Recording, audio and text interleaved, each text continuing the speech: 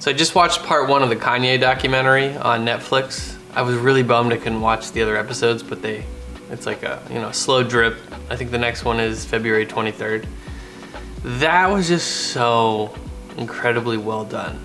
All the stuff with his mom, getting to meet his videographer, Coodie, who I didn't even, you know, I'm a pretty big Kanye fan. I went to his show when he came to San Jose when I was in college. It's like end of freshman year, 2006, at the Shark Tank. Still got my shirt. It's somewhere in storage. I would have wore it for the video, but I can't find it right now. And I didn't even know his videographer was capturing all this stuff. And you'll notice there's a couple cool shots when he goes to Harold's Fried Chicken in Chicago, and there's that woman inside, and she's dancing around, and that little clip is in the Through the Wire video. So that was cool to see. And you know, as a filmmaker, I just love behind the scenes, in studio, just documenting life. And this is just, it's like such an incredible piece. It's so amazing. I watched it again this morning. So I watched it last night. I mean, it was like emotionally, I was emotional. It was so good. Somebody who, like Kanye, who spent just so much of his life working on a craft, perfecting it, and like giving everything he had to it, to see obviously his monster success now, arguably one of the most famous people in the world, to just, you know, come from Chicago and his humble beginnings, and you can see the strong influence of his mom throughout the episode. It was just, the piece really blew me away. And you know, it got me thinking. For a long time, I was really preaching the whole idea of what they delivered on. You know, 20 plus years of footage, all put into, now it's, you know, documentary series. And this documentary series is just, I'm trying to describe it. It's so good, but I had this idea, and I would try to do it with, you know, some friends who were music artists and film them. Actually, my first like real project I did in college, I flew to New York City, and then I got picked up by my buddy and drove over to Fairfield University, where you know, a bunch of my friends / rappers were gonna do a show. It was like the DNR music group. It's like our first actual show with acts. And it was in this little cafe. I have all the tapes. They're all these little like mini DV tapes. And you know, I was totally into it. And I went against everything that my professor was telling me to do with the project. Like, I was the only one who really did a documentary. I wanted to get some real stuff. I didn't want to do, you know, write a script and act it out. I couldn't find any reliable actors in college because nobody wanted to show up. Even if I bribed them with beer, they still didn't want to show up. So I say all that because I can understand where Coodie is coming from, where Kanye's videographer is coming from. Like, he saw this vision, and he says it in the piece. He says, I dropped everything to film Kanye, and I wanted to see where he would go. Like, how high would this star rise? Like, how far could it go? And then to see the roots, Coodie's roots, where his dad, you know, picked up a handy camera, a VHS camera, and it was kind of just rubbed off on him, even though he was doing comedy at the time. You'll have to watch it. I mean, obviously there's a few spoilers in this.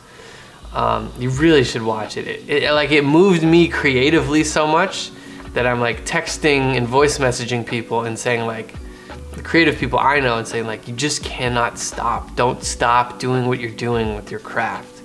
So to all my creative people who I've been messaging and sending, you know, voice notes to, like, I really I felt it, like, emotionally. It hit me so hard. And I just wanted to share that. You know, you gotta give people their flowers before they're gone. Give them their flowers while they're here on earth, succeeding and you know, just being great. And so that's what I was doing last night. And then I was like, woke up, I said, I feel like I just want to watch it again. There was something I missed. You know, you can always watch something over and over and pick up something new. And I think I was a little distracted on my phone for a while, but usually if I watch something, I will put the phone down. I won't respond to it. Especially new, something I haven't seen, I really won't have the phone. Like, if I go to the movie theater, I turn my phone off. It's the only place I actually turn off my phone is the movie theater, and I'll still do that to this day. Super annoying when people have their phone on and are texting. But that's the side story. This Kanye documentary, it shows to you that like if you have a dream and you have the foresight, the forward thinking to say, all right, if this all works out for me, I want to make sure I documented the process. You know, document and then create. They documented for over 20 years all these amazing things happening. Think of like if all the accomplishments in your life you captured on video in some way, you know, before video was so prevalent, it would be photos. And you know, you go through the family albums and that's like fun. You see the like, hey, who wants to sit down and watch my slideshow of my family trip to Alaska? And it's, you know, it's one of those like classic tropes they use in movies or TV. Everybody sits down in the dark room and the slides or the 8mm or 16mm spins and people are just bored to death. Here's me in front of this mountain. Here's me in front of this park, right? Nowadays, like you just filming your life with the cameras that we have access to, it's just like, it's crazy what we have access to these days. And it's democratized too. So everything is relatively cheap. Like what I'm shooting on right now is only $750. And this quality of camera 20 years ago would have cost me, you know, a few $1,000s at least, probably 4 or 5 to get the same results. And I'm blown away by it, but all that, you know, again to say, you should document your journey. I'm not saying you're gonna be as famous as Kanye West. I'm not saying I'm gonna be as famous as Kanye West. I'm just saying when you're old and you wanna look back on your life, and when you get old, you're gonna forget stuff. We're all gonna forget stuff, some way worse than others. But guaranteed you will forget, and if you have these cool moments captured, you're time traveling essentially. And like watching this Kanye documentary, I was time traveling back to 2006 when I saw him live in San Jose and Lupe Fiasco opened. I don't even know who Lupe Fiasco was at the time and became a fan immediately. He was doing kick push still. It was like, so yeah, it took me back. It just really took me back, and you gotta document your processes. Even if it's just for posterity, even if you're just like, I just moved in here and, you know, took pictures to see what the original condition looked like. No, I wasn't gonna share it on social media or anywhere or make a movie, although I am making a movie about my move-in. That's coming soon. I just, for, you know, the sake of history, just wanted to get some photos to see what it looked like before I moved in, before I added all my cool stuff. And I think everybody should do that with everything you do in your life. You don't have to overdo it, but every once in a while, take a video. Share, express your thoughts about what's happening each day. That's what this experiment is about. This daily vlog experiment is, number one, to build an audience, build a following. Number two, to be consistent about the work that I do.